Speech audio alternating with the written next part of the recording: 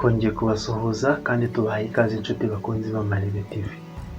Nk'uko dusanzwe tubagezaho ibiganiro bitandukanye ndetse n'imigani, uyu munsi nabwo tugiye kubagezaho umugani w'umukobwa wo mu Gisabo.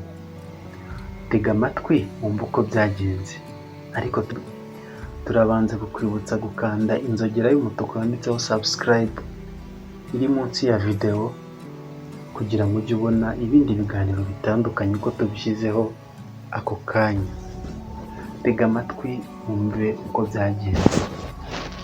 Umukobwa wo mu Gisabo. Umugabo yashatse umugore, ko uwo mugore asamye inda ikavamo. Abibonye atyo ajya kuraguza. Umupfumu yaramubwiye ati, ubwo usama inda ikavamo, niwongera gusama inda uzajye uyuhagiza amata, uyisiga amavuta, ntuzayikoza amazi kandi uzayirinde izuba. Nubyara umwana ntazajye ku zuba, kandi nawe ntazakora amazi, azajye yiyuhagira amata, yisiga amavuta. Umugore aragenda abigenza atyo. Bukeye abyara umukobwa. Umwana arakura aba mwiza, hagati aho ariko nyina arapfa. Umunsi umwe umukobwa yicara mu kirambi, afata intanga araboha. Se yari yagiye guhiga. Haza abahungu babiri b'inkubaganyi bavuye gushora inka. Baturiya mukobwa ko bavuga ko adakora amazi, uwagenda akayamutera tukareba uko bigenda. Umwe azana amazi mu ruho, akoramo aramutera. Umukobwa ati ntango. Ajya ku gasozi agenda avuga ati, yemwe bahigi bagiye mu buha bwa ruguru, kera nari umuziramazi, nari mwene Ruringa agahiga i Bugesera. Uko avuga akarigita buhoro buhoro. Saha ari mu ishyamba abwira abahigi bari kumwe ati, nimufate izo mbwa amayombo niyumvire. Umukobwa arongera asubira muri ya magambo. Ise ati, uwo ni umukobwa wanjye. Baza birukanka basanga hasigaye amasunzu, barayakurura arabananira, barikubura barataha. Hashize igihe, hahandi wa mukobwa yatebereye, hamera uruyuzi rweraho igisabo kinini cyane.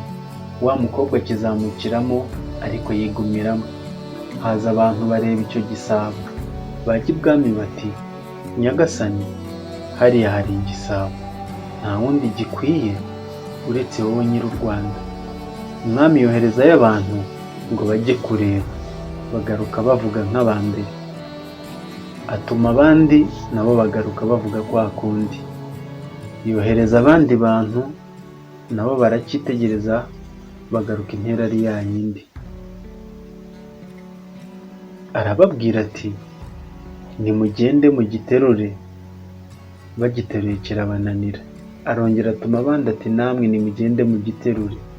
Baragenda bagiteruye kirabananira. Aba gatatu nabo bagiye biba kwa kundi birabananira. Bukeye haza umusore ati, nyagasani, kiriya gisabo cyananiranye, ngiye nkagiterura wazampa iki? Umwami ati, ntaguha icyo ushaka cyose. Umuhungu aragenda aragiterura arakizana, bagishyira munsi y'ikigega. Umwami aramugororera birambuye. Uwo mwami ntiyagiraga umugore, yibaniraga na mushiki we. Bukeye ajya guhiga. Umukobwa ati, ubona kiriya gisabo cya musaza wanjye kitaza ngo twoze ibyansi cyo kameneka? Kireke harimo urutoki rw'urutunda, yaza yakurusha. Ati, ngwino ndusha. Wa mukobwa ava mu gisabo, araza baboha ibyi baramurusha, bacunda amata aramurusha, bariyuhagira aramurusha. Birangiye yisubirira mu gisabo. Wa mukobwa abwira umwami ati, muri kiriya gisabo harimo umukobwa mwiza, uzaguma aha ngaha wihishe mu kiraro. Nzamuhamagara aze, nagera aho uzagenda ugiterura ugihishe, azabura aho yihisha maze umufate umurongore. Bukeye umwami ajya mu kiraro yikingiranamo.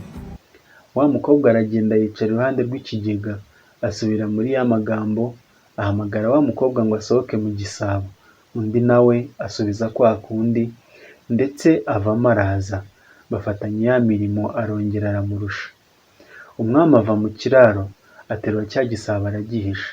Umukobwa agarutse arakibura, umwami amufata ubwo aramurongora. Barabana, baratunga baratunganirwa. Si jye wahera, hahera umukobwa wo mu Gisabo. Turagushimiye wowe wabanye natwe ku Marebe TV mu mugani w'umukobwa wo mu Gisabo. Kanda inzogera y'umutuku yanditseho subscribe uri munsi ya video kugira ngo ujye ubona ibindi biganiro n'imigani bitandukanye tugenda tubagezaho. Tuzasubire mu biganiro by'ubutaha. Bye bye.